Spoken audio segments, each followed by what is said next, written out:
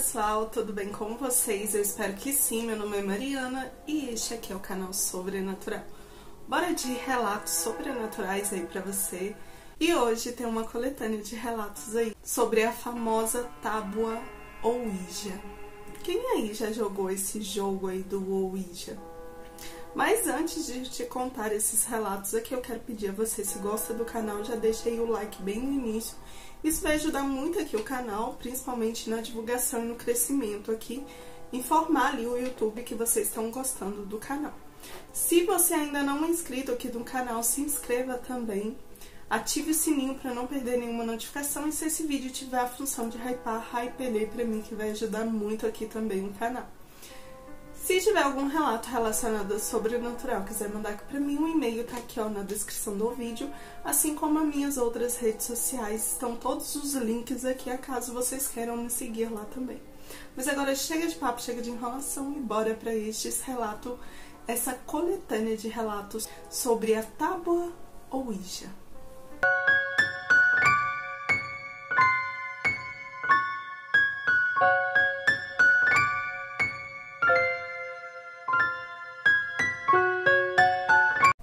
O relato é este aqui. Ela foi possuída após jogar Ouija. Oi Mariana, essa história aconteceu com uma prima minha por volta de 2007, quando ela estava no último ano do ensino médio. O nome dela é Karina. É um nome fictício, pois não acho legal deixar o verdadeiro aqui, mesmo que você não fale no vídeo.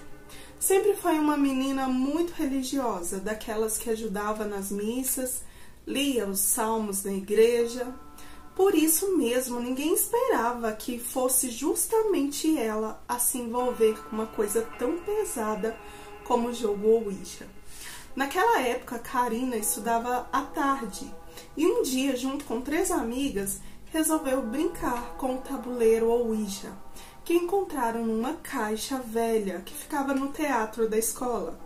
Elas aproveitaram que já era fim de aula e fizeram um círculo ali entre elas e começaram uma sessão. No começo não aconteceu nada demais. O ponteiro mal se movia e nenhuma resposta vinha de lá. Acharam que era só uma brincadeira besta e foram embora. Só que nos dias seguintes as coisas começaram a mudar. Karina passou a ter o mesmo sonho, repetidas vezes. Ela sempre dizia que descia uma escada em espiral até um salão escuro, cercado por figuras encapuzadas.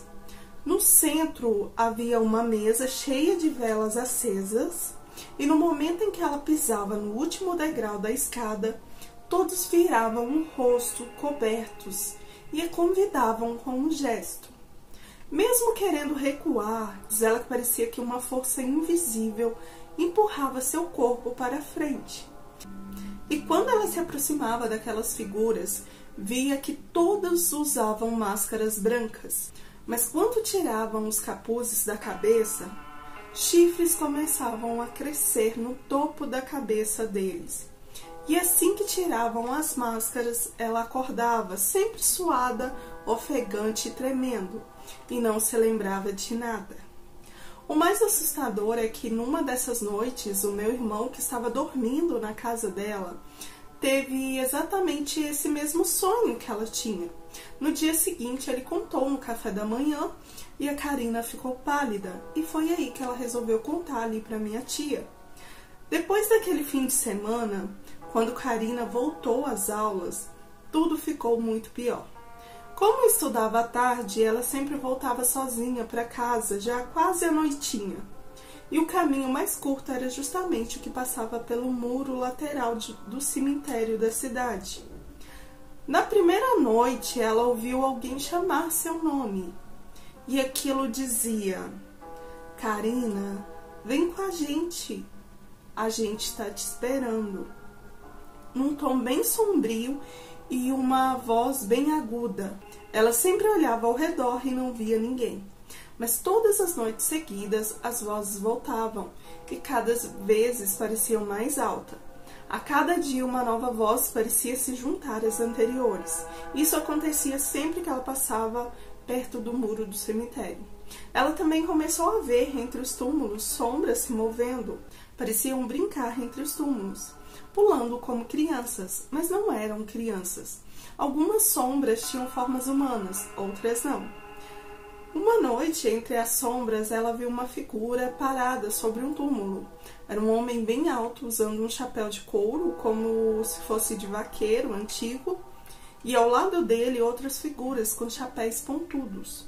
E no centro de todas elas havia uma criatura em forma de carneiro, com os olhos vermelhos, que apenas a encarava e acenava devagar, como se estivesse a chamando.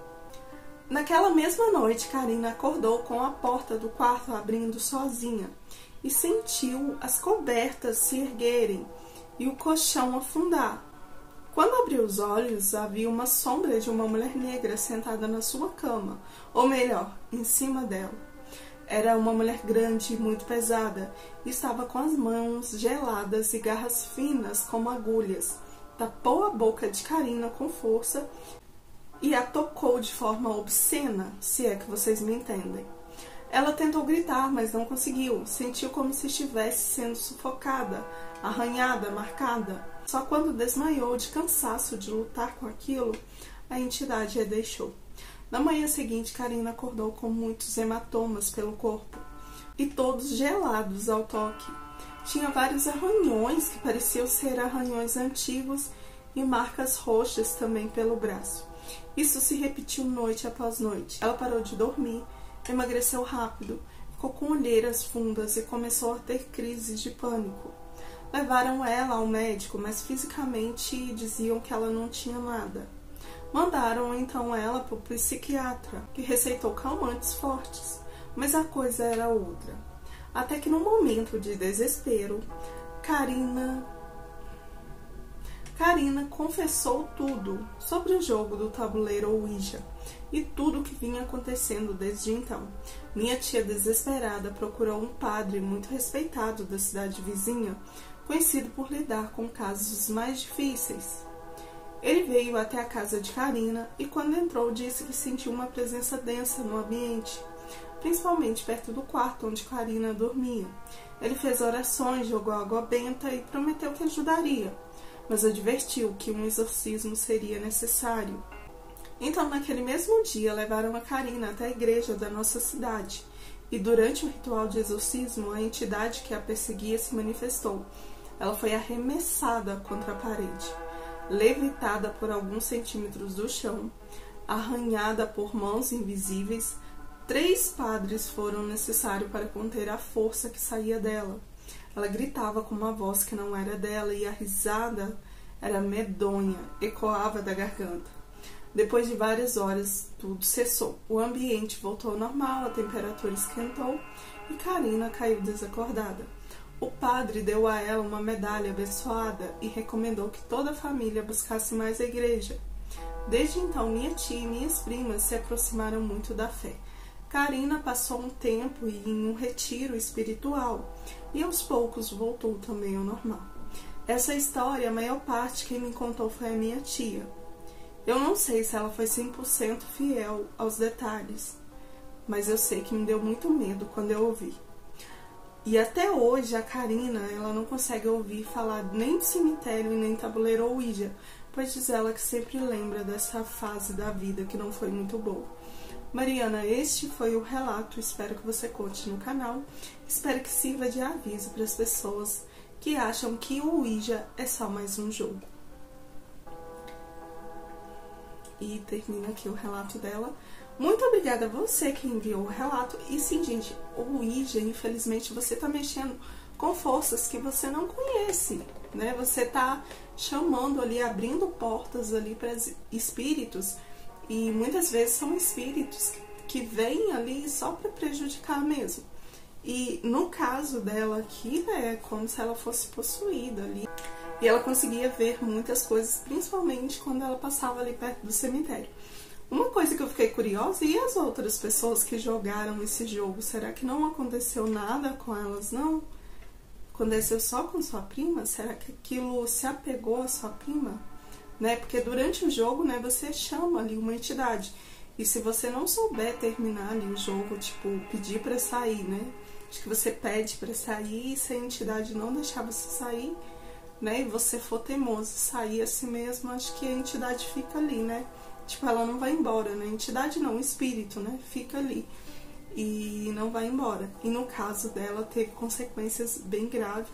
Ainda bem que teve volta, né? Teve retorno, né? Eles agiram aqui. E outra coisa que eu não entendi aqui também é porque que seu irmão também teve esses sonhos, né? Os mesmos sonhos que ela tinha. Porque ele não participou do jogo, né? Será que foi algo que fez ele ter esse sonho para dar coragem para ela contar ali para a mãe dela, né? Para sua tia, e a sua tia poder recorrer, né? Mas muito interessante, mais uma vez, muito obrigada. E vamos aqui para o próximo relato, que é este aqui. A culpa é do jogo Ouija? Oi, Mariana, tudo bem? Esse relato que eu vou te contar é daqueles que a gente só acredita porque veio de dentro da própria família. Foi meu pai que me contou. Eu já troquei todos os nomes, se acaso houver, e pode ler tranquilo. Tudo aconteceu por volta de 95. Meu pai era adolescente e os primos dele, Ernesto e Érico, filhos da irmã da minha avó, sempre foram bem diferentes entre si. O Ernesto era o rebelde.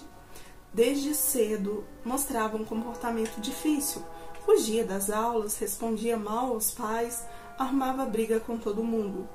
Já o Érico era o certinho da família, o orgulho da mamãe, sempre com boas notas e carinha de anjo. Bom, foi assim que meu pai os descreveu. Eu os conheço. E, pra falar a verdade, eles não são nada disso que meu pai fala. Mas foi justamente junto que eles se meteram com aquilo que ninguém na família usava tocar. O tabuleiro Ouija. Eles usavam o Ouija escondido dos meus tios, junto com amigos, para realizar o tão temido jogo. Tudo começou com mudanças sutis. Ernesto passou a se vestir só de preto e pintava as unhas também de preto, e passava horas e horas trancado no quarto e muitas vezes falava sozinho. Tinha um jeito estranho de encarar as pessoas e aos poucos até o Érico, antes calmo e estudioso, foi ficando estranho também. Mais calado, mais arredio, meus tios começaram a achar que era só rebeldia de adolescente. Até que um dia decidiram vasculhar o quarto dos dois enquanto eles estavam fora. Foi aí que a coisa desandou de vez. O quarto estava muito escuro, abafado, com janelas tampadas por cortinas pretas. Cortinas essas que eles praticamente obrigaram a minha tia a comprar.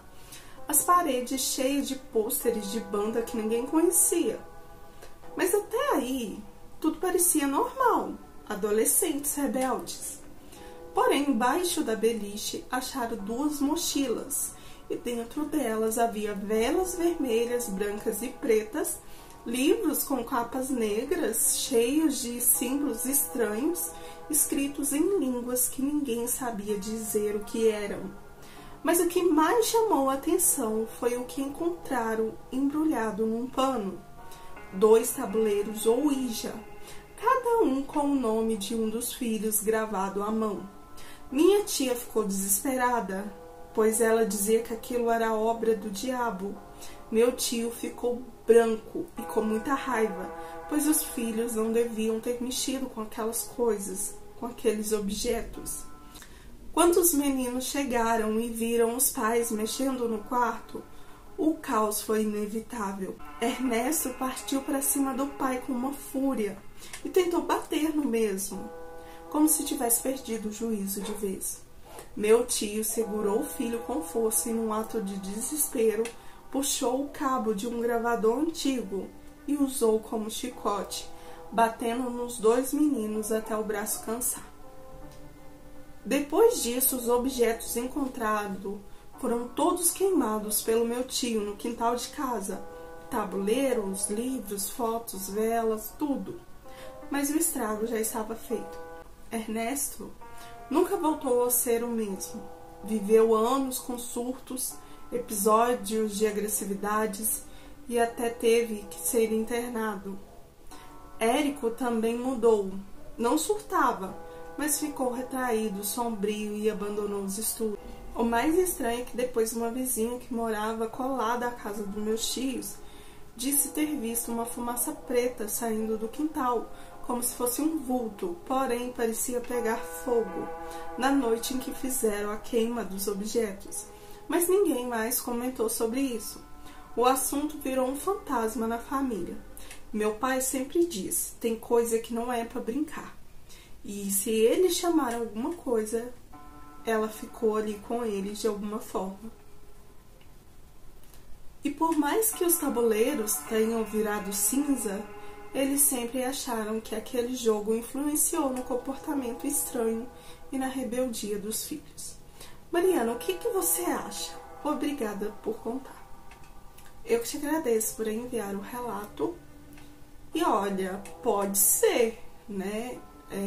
Pode ser sim um jogo que influenciou ali na rebeldia dos dois, mas também pode ser outra coisa.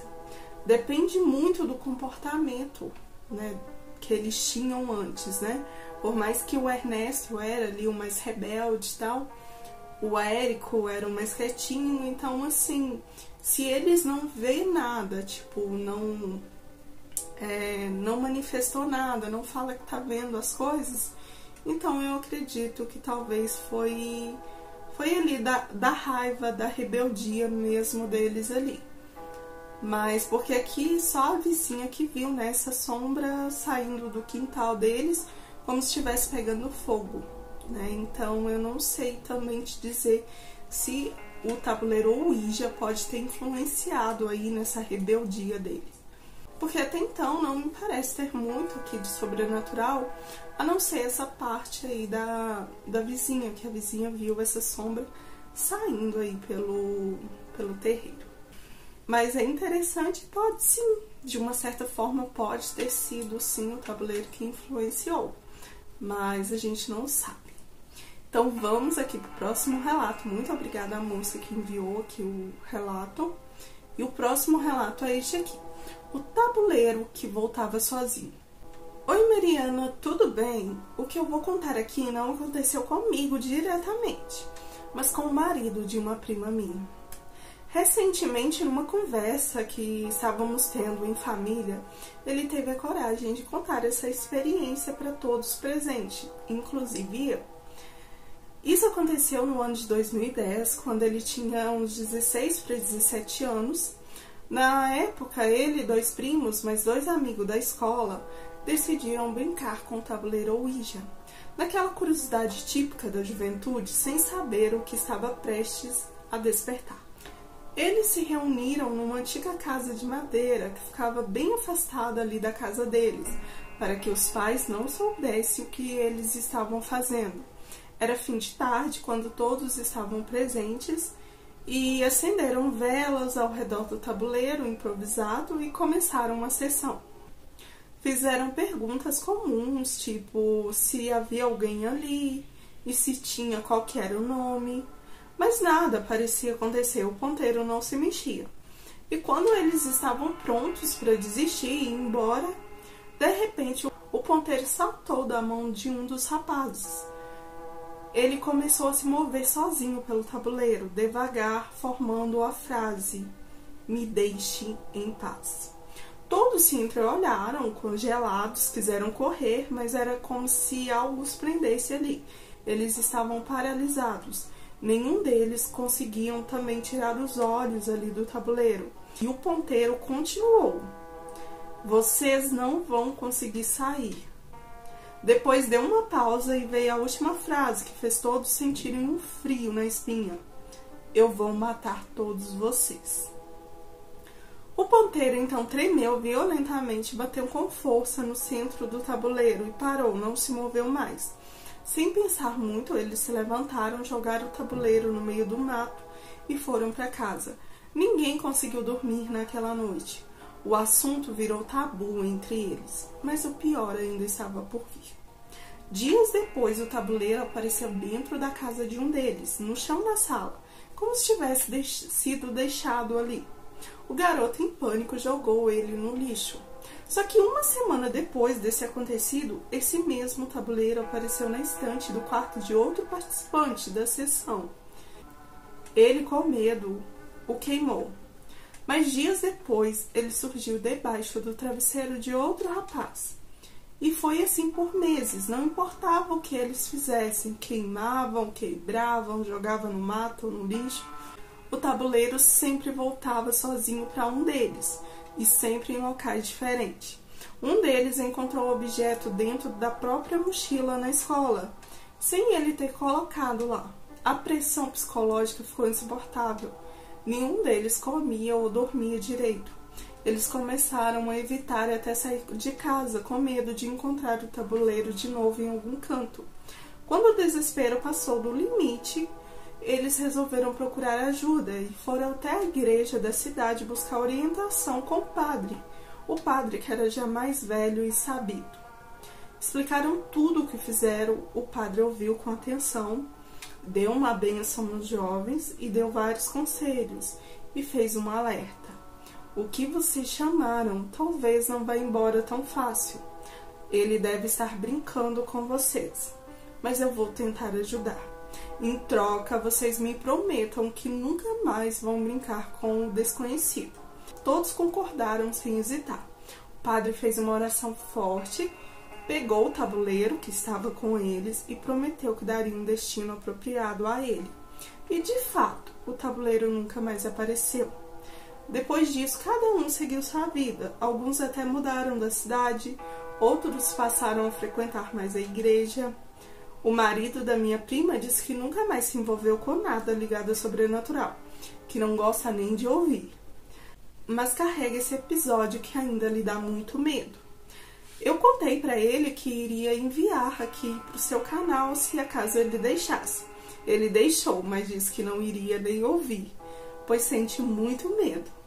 Fica aqui, Mariana, um relato dele e que sirva de alerta para quem brinca com essas coisas que a gente deve levar a sério, porque nem tudo que parece um jogo é só um jogo, não é verdade? Termina aqui o relato dela. Muito obrigada. E é verdade, sim, nem tudo que a gente acha que é um jogo, infelizmente é um jogo, né? É coisa muito mais séria do que a gente pensa, infelizmente, né? Mas é muito interessante e isso aí, gente, me lembra relatos daquelas coisas lá que... Sabe quando some alguma coisa sua e você procura e não acha? Aí passa uns dias, talvez num lugar que você olhou um monte de vezes, tá lá o negócio, como se nunca tivesse saído dali. Tipo, e tem coisas também que talvez aparecem na sua casa que você fica assim, gente, da onde que veio isso? Isso não é meu. Então, se abrisse ali um portal, né, aquela coisa que tava sumida, desaparecida, reaparecesse. E o que o padre falou aqui eu achei interessante, porque o padre falou que talvez era o espírito lá, né, que eles mexeram, talvez esse espírito tava ali brincando com eles de uma certa forma. Então é interessante e ao mesmo tempo dá medo, né, de mexer com essas coisas e realmente, né, nem tudo que parece ser somente um jogo, na realidade é só um jogo, né, a gente tem que tomar muito cuidado com isso, tem que ficar muito esperto com isso. Mas vamos aqui pro próximo relato, que é este aqui, A Maldição do Tabuleiro Ouija. Olá, Mariana, pode me chamar de Léo, é um nome fictício, mas vou deixar o meu verdadeiro no final só pra você. Hoje eu sou um homem de mais de 40 anos, um pouquinho, mas o que eu vou te contar aconteceu quando eu era adolescente. Foi numa época que me marcou profundamente. E até hoje, quando eu lembro, sinto um arrepio que corre da nuca até a base da coluna. Tudo começou numa tarde comum, durante um intervalo da escola. Uma colega nossa chegou bem animada contando que tinha descoberto o tal jogo dos espíritos, o Ouija, e que a gente devia ir até a casa dela experimentar.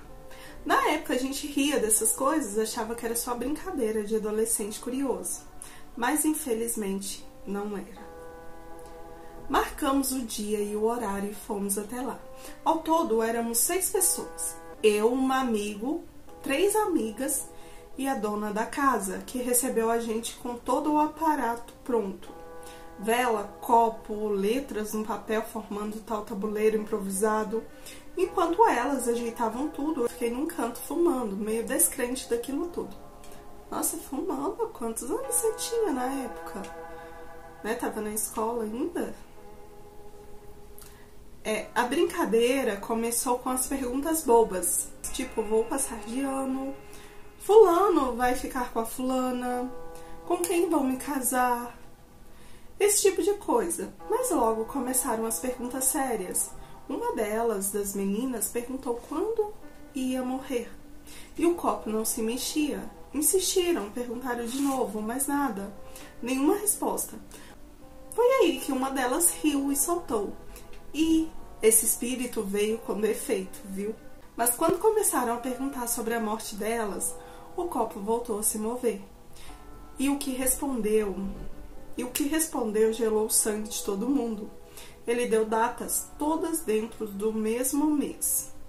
Ficamos em silêncio, a tensão virou medo. De repente, uma das meninas pegou o copo e jogou contra a parede. As outras queimaram o papel com as letras e jogaram as velas ainda acesas dentro do lixo na rua, como se quisessem livrar daquilo a qualquer custo, e também como se aquilo fosse resolver. Na volta para casa, cada um foi para o seu lado, mas no caminho, uma das meninas foi atropelada e morreu ali mesmo. No dia seguinte, a notícia correu pela escola. Na semana seguinte, outra amiga que estava com a gente caiu do terraço enquanto estendia roupa no varal. Teve traumatismo craniano e não resistiu. Na sexta-feira daquela mesma semana, a terceira amiga, a dona da casa, a que nos indicou ali o jogo, viajou para o sítio da família, tentando se afastar de tudo, e acabou morrendo afogada no lago do sítio. 3 das 6 pessoas que participaram daquela brincadeira morreram em menos de 15 dias. Só sobraram eu e outra amiga e um amigo que eu perdi o contato. Ele se mudou da escola logo depois, acho que se mudou até de estado, não sei, de cidade. A gente manteve o contato. Eu e a outra amiga mantivemos contato por telefone, mas nunca mais a gente se viu pessoalmente também. Ela dizia que sentia uma presença o tempo todo e sentia que se saísse de casa iria morrer. Então ela ficava presa em casa. Os pais contrataram psicólogos, terapeutas, fizeram de tudo, mas ela vivia trancada. Estudava pela internet e não saía de casa. Até hoje ela manda mensagem, só para saber se estou vivo. Eu tento levar a vida. Até casei e tive um filho, mas ela nunca foi no meu casamento nem conheceu meu filho. E a gente nunca mais tocou naquele assunto. Mas esquecê-lo é difícil, pelo menos para mim. Mesmo com o tempo, coisas estranhas continuaram acontecendo. Eu já sofri 3 acidentes de carro e quase um no ônibus. E todos saí com nada mais, nada menos que arranhões. Às vezes sinto que algo ou alguém me protege, mas também sinto que algo me persegue desde aquele jogo. Tem vezes que estou sozinho e sinto um arrepio sem explicação. Já vi sombras passar e se desfazer diante dos meus olhos, como se nem se importasse ao eu estar vendo. Já vi objetos sumirem de um lugar e aparecerem em outros, mesmo eu estando sozinho. Certa vez fui à casa da minha tia, subi no terraço para ajudar numa limpeza e senti aquela mesma presença. Quando me virei, vi uma sombra parada me olhando. E quando percebi, ela se desfez, mas eu sei que eu a vi. Aquilo que fizemos naquela tarde, por curiosidade ou por achar graça, trouxe algo ruim para nossa vida, que ceifou a vida de 3 pessoas. Esse, Mariana, é meu relato e que sirva de alerta para quem acha que espírito é brincadeira. Tem coisas que não se devem mexer, porque uma vez que vêm, eles não vão mais embora e nos perseguem, com razão, já que nós fomos atrás dele. Obrigada, Mariana. Eu te agradeço pelo relato. E, gente, tem muito disso, né, de você fazer ali o jogo. E muitas das vezes as pessoas que fazem ali, que participaram do jogo, acabam falecendo, né, tipo, E sempre de formas trágicas, né? A menina lá no mesmo dia, ela sofreu ali, foi atropelada e faleceu na hora. Aí, tipo, na mesma semana foram 3, né? E ele ainda vive sofrendo as consequências e a outra não sai de casa e o outro desapareceu. Ou seja, né, a gente tem que ter muito cuidado com o que a gente mexe, o que a gente faz, o que a gente procura, porque não é brincadeira, não. Né, você mexer com esse tipo de jogo não é brincadeira, infelizmente. Pra quem acha que é brincadeira, né, infelizmente não é. É preferível não mexer. Mas vamos aqui pro próximo e último relato, que é este aqui. O tabuleiro Ouija. Oi Mariana, quero agradecer por abrir esse espaço pra gente dividir essas histórias. Coisa que por mais que pareçam absurdas, aconteceram de verdade.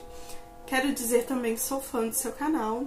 Essa história foi contada pela minha avó e pela minha mãe, durante um jantar em família. E até hoje confesso que me deixa um pouco desconfortável lembrar do jeito que ela me contou. Tudo teria acontecido quando ela ainda estava no ensino médio, por volta dos anos 90. Na época, algumas colegas da sala de minha mãe resolveram brincar com o tabuleiro Ouija, coisa que estava na moda entre os adolescentes da cidade. Minha mãe, como sempre, foi muito ligada à igreja e principalmente tinha muito medo da minha avó, recusou na hora o convite e preferiu se afastar do grupo enquanto eles brincavam. As meninas, se não me engano, eram 4. Fizeram brincadeira na casa delas, escondida dos pais.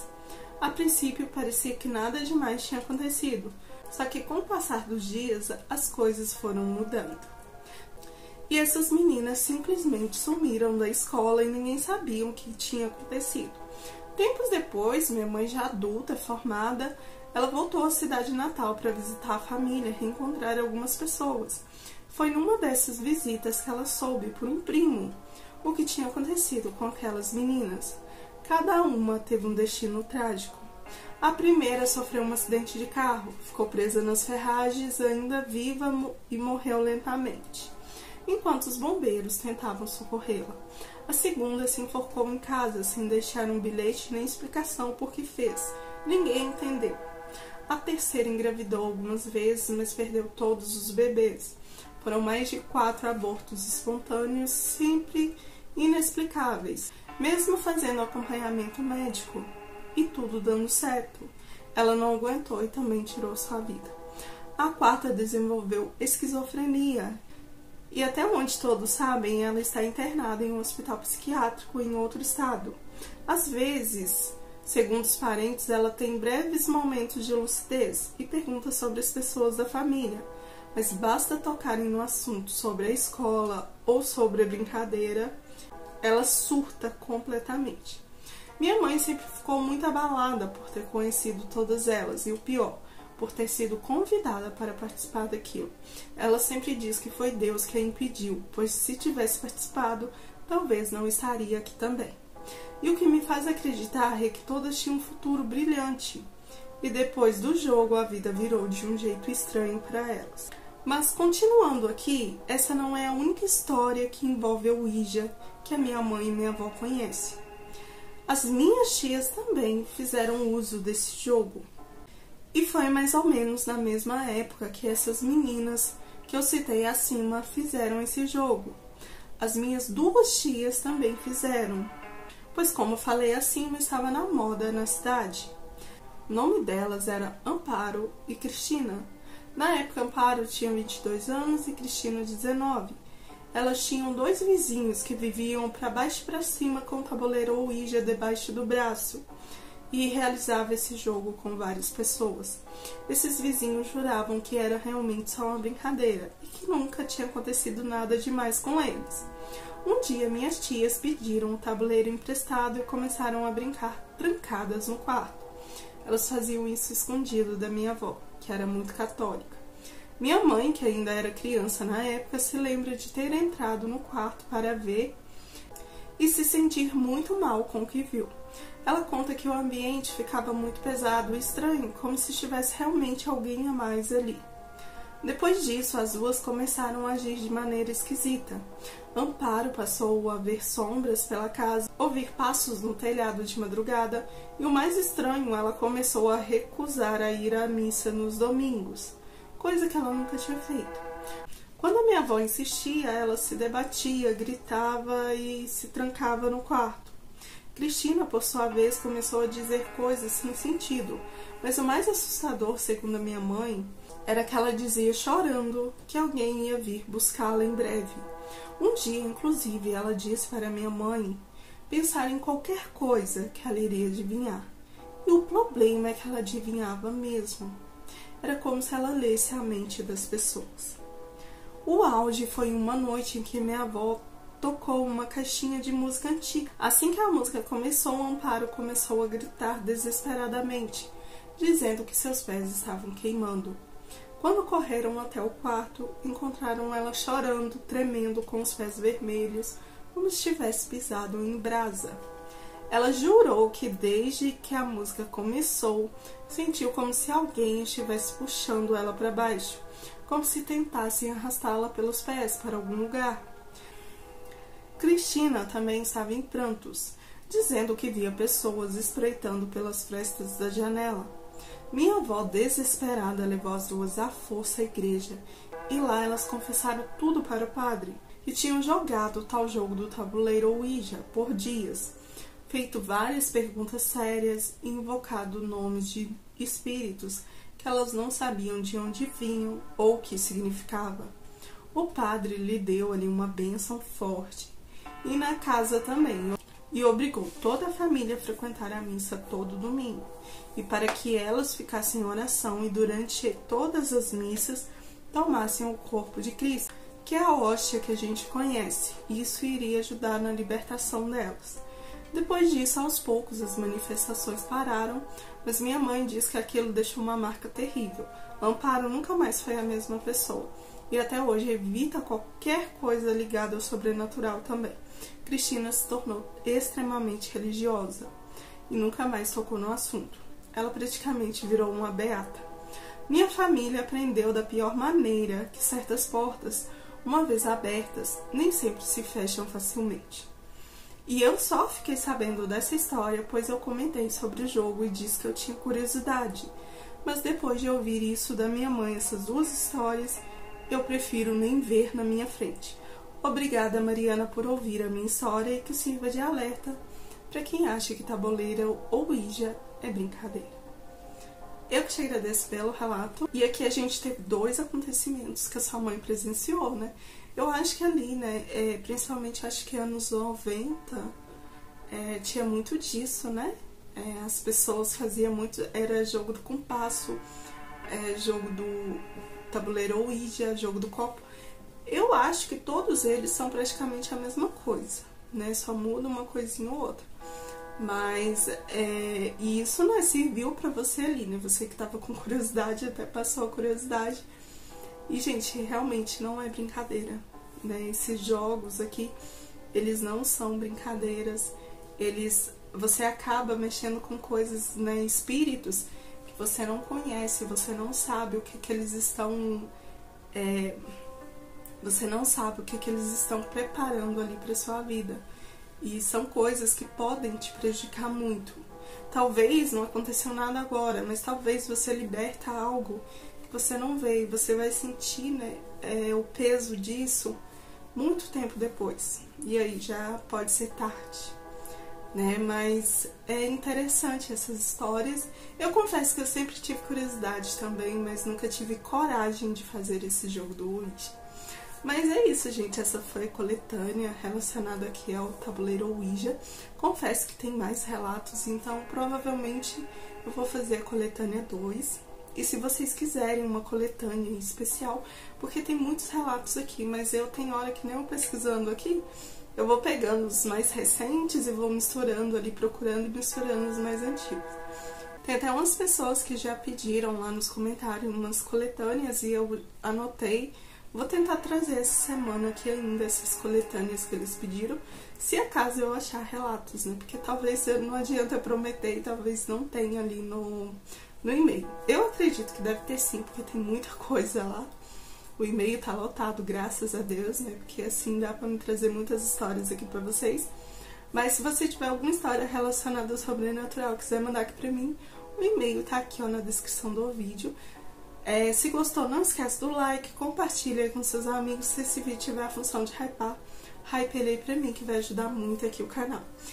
Mas é isso, gente. Esse foi o vídeo coletânea sobre tabuleiro ou Ouija. Eu espero que vocês tenham gostado e até o próximo vídeo.